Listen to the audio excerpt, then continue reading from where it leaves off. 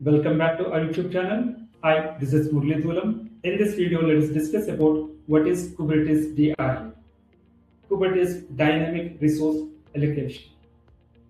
Why it is important in the AI world? If you observe AI companies, they are using like LLM models. They are trying to train their models.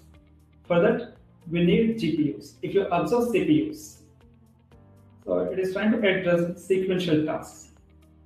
But while using AI solutions, we need more powerful resources like GPUs.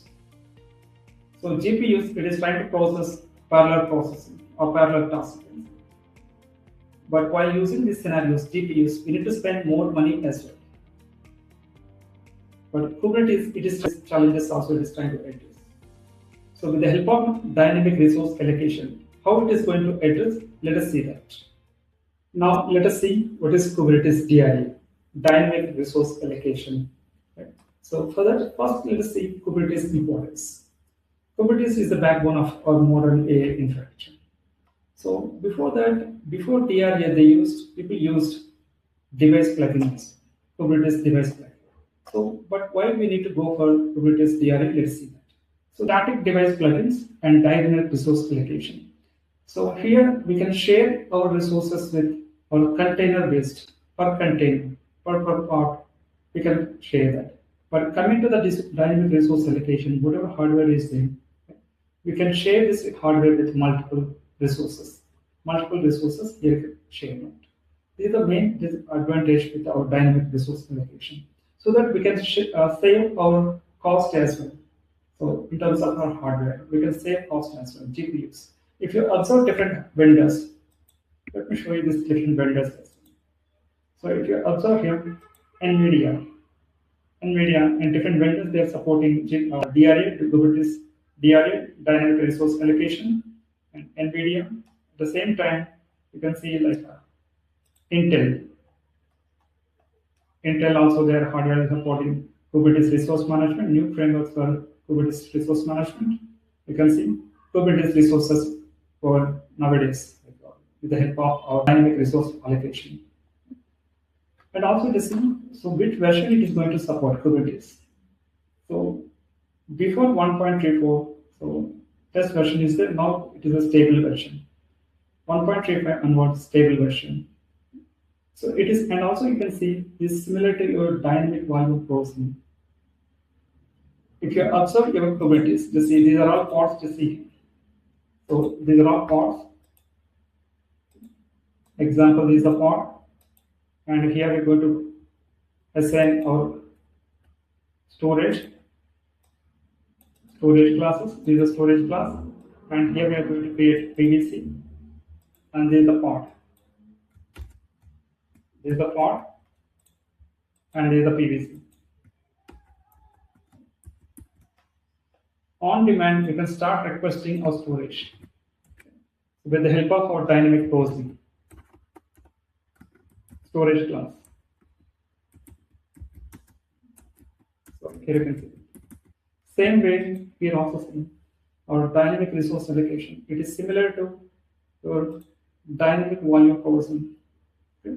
Similar experience to dynamic volume processing. And also let's see, here they're using common expression language, CEL you can see. With the DRA or DRA, they are supporting common expression language. And also to see, so while creating your DRA, these are all different terminologies you can see. Device class, resource client templates, how you are going to share your resources with your pods and your containers, here you can mention that. And now, and also one more scenario to see, DRA net. So let us see what is DRA net also. So DRA net is one of the projects to see. Kubernetes network driver that uses dynamic resource allocation to deliver high performance networking for demanding applications in Kubernetes. If you observe this documentation that Google, so here you can see they're also using allocate network uses or GKE managed DRA net as well. Just go back to this situation system. Kubernetes resource management evolution initially started with device plugins and is the legacy framework and static allocation. But here, if you observe here, dynamic provisioning, same resources with dynamic provisioning with our DRA and fixed API parameters. But here you can see dynamic way we can start using that. And also key comparison, these are all things you can see that. So hardware support, resource allocation, these are all important things you can see that. And also to see while using Kubernetes terminologies, to see here. So one of the user, he's trying to deploy the application, he initiated deployment and here API server. It is trying to accept the request and it is trying to send the request to scheduler where you are going to place your pods. And you see here, the resources based on the resource constraint or resource requirement, here it is trying to send the request as well. So change status, and after that, so both configuration startup CPU boost. Based on here we are taking CPU reference here. You can see shared GPU scheduling.